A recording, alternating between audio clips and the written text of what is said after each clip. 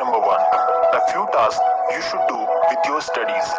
दोस्तों, apart from studies कुछ ऐसे टास्क हैं जो मैं आपको बताना चाहूंगा जिससे आपकी कंसंट्रेशन पावर बढ़ जाएगी और पढ़ाई में मन लगाने के लिए करना जरूरी भी है।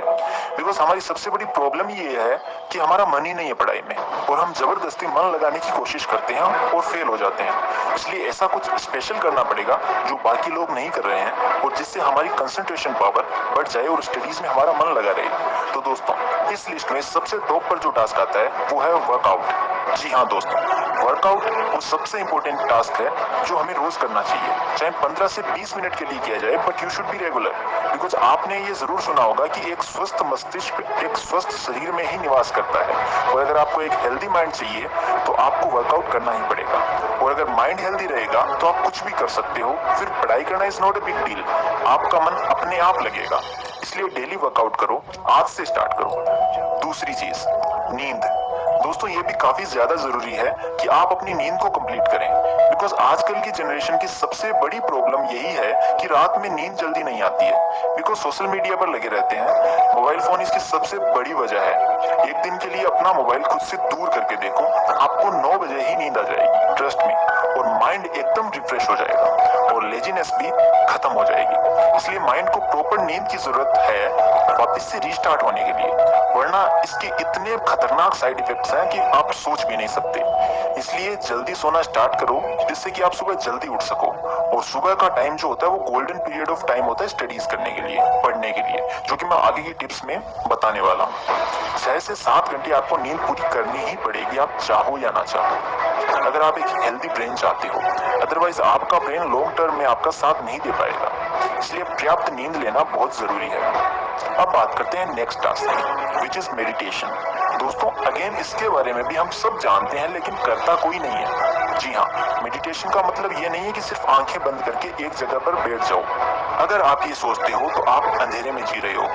डेली 15 मिनट्स की मेडिटेशन आपकी पूरी जिंदगी बदल सकती है, आपको हैप्पीनेस का सोर्स बना सकती है। एंड ट्रस्ट मी, आपको खुद फील होने लगेगा कि आपका माइंड पहले से ज्यादा शार्प हो गया है और कंसंट्रेशन पावर भी बढ़ गई है। दोस्तों, ये कुछ ऐसे टास्क हैं जो आपको अपनी स्टडीज के साथ साथ करने चाहिए जिससे कि आप एक आइडियल स्टडी प्लान फुल होकर सको और पहले से 1000 टाइम्स ज्यादा परफॉर्म कर सको। अब बात करते हैं second tip number 2, what is your goal और मोटिवेशन।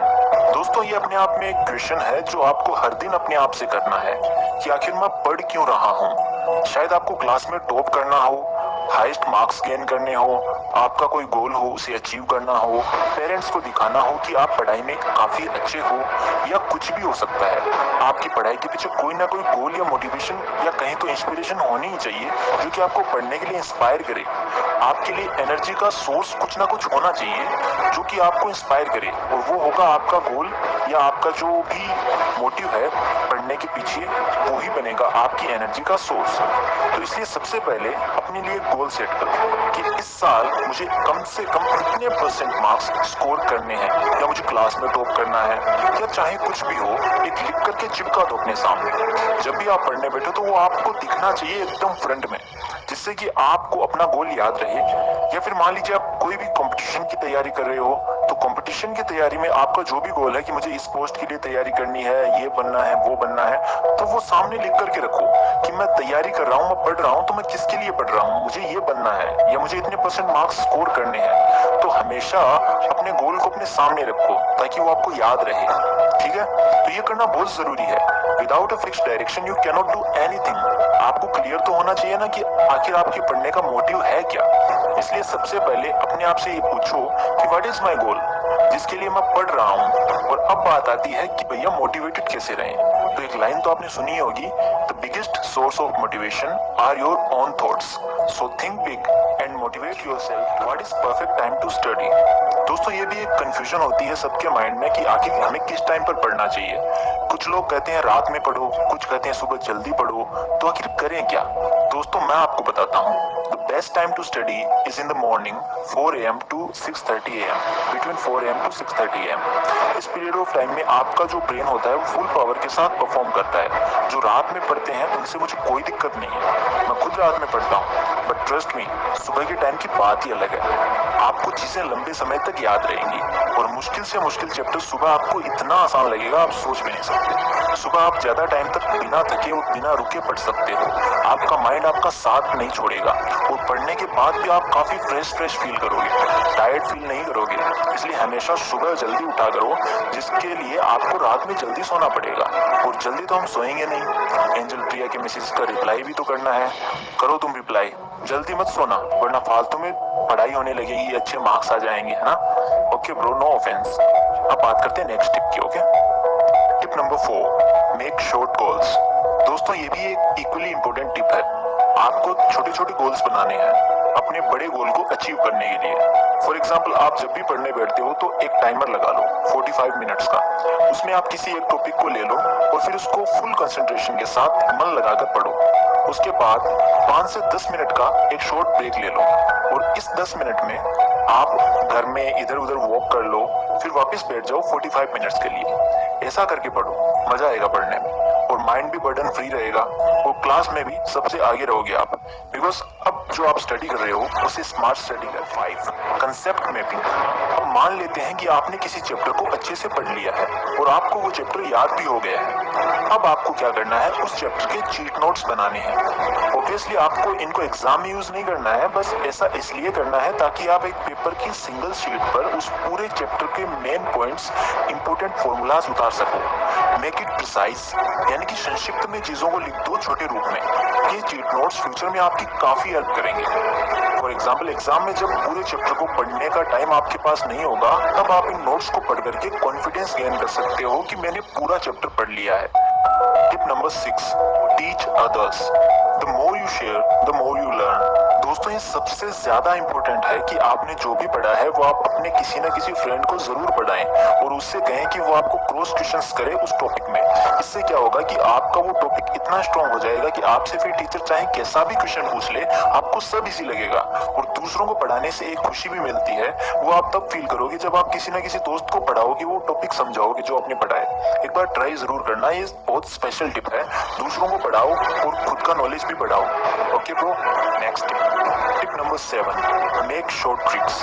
दोस्तों अब बात आती है शॉर्ट ट्रिक्स की। कुछ चीजें हर चैप्टर या हर टॉपिक में ऐसी होती ही है जो अजीब होती है। फॉर एग्जाम्पल, प्लैनेट्स के नेम या एलिमेंट्स के नेम, तो इनको याद करने में माइंड पूरा घूम जाता है। तो भाई इनका इलाज क्या है? इनका सोल्यूशन है शॉर्ट ट्रिक्स, जो कि आपको खुद ही बनानी पड़ेगी। और शॉर्ट ट्रिक्स अपने आप बन जाती है, आप ट्राई करो। सबसे पहले आप एक पेपर पर सीरियल वाइज लिख लो जो भी आपको याद करना है, फिर उनके फर्स्ट लेटर्स जो भी हैं उनको आपस में रिलेट करो और एक स्टोरी बना लो जो भी आपको अच्छी लगे। बट उस स्टोरी में वो सारे लेटर्स आने चाहिए जो आपको याद करने हैं। बस बन गई ट्रिक। अब आपको ट्रिक से वो चीजें याद हो जाएगी और मजा भी आएगा। ये सब प्रैक्टिस का खेल है, एक बार खुद से ट्राई करो फिर सब इजी लगेगा। Tip number 8, voice recorder. दोस्तों आप सबके मोबाइल में ये ऐप जरूर होगी जिसे हम वॉइस रिकॉर्डर बोलते हैं। इस ऐप की जितनी तारीफ की जाए वो कम है। आप इसका यूज अपनी स्टडीज में करके इतना बेनिफिट उठा सकते हैं कि आप सोच भी नहीं सकते। आपको बस इतना करना है कि अपनी वॉइस में जो भी आंसर आपको याद करना है उसे रिकॉर्ड कर लो। बस फिर क्या, जब भी टाइम मिले सुनते रहो। आपके माइंड में पूरी तरह से वो आंसर बैठ जाएगा, फिट हो जाएगा और अपनी वॉइस में सुनने से चीजें काफी जल्दी याद हो जाती है। वॉइस रिकॉर्डर से तो आप पूरा सिलेबस याद कर सकते हो, वो भी मजे मजे में। मैथ्स के फॉर्मूलाज को रिकॉर्ड कर लो अपनी वॉइस में, फिर सुनते रहो स्पेयर टाइम में। मैं कहता हूँ आप फिर उन फॉर्मूलाज को भूल ही नहीं पाओगे और क्लास में सब हैरान हो जाएंगे कि आपको सब इतना क्लियर याद कैसे है। ट्रस्ट मी, आप काफी कॉन्फिडेंट फील करोगे बिकॉज अब सारी चीजें आपके माइंड में सेव होंगी। हो गई ना आपकी पढ़ाई एकदम easy. Tip number 9, what to read. सबसे बड़ा क्वेश्चन एक स्टूडेंट के माइंड में ये आता है कि सबसे पहले कौन सा सब्जेक्ट पढ़ूं। अरे भाई कोई सा भी पढ़ लो, बस इतना ध्यान रखना शुरुआत उससे करना जिसमें तुम्हारा इंटरेस्ट हो, फिर चाहे कोई भी सब्जेक्ट हो, उसके बाद दूसरे सब्जेक्ट। इससे क्या होगा कि एक बार आपका मन लगाना स्टडीज में, फिर आप पढ़ने लग जाओगे।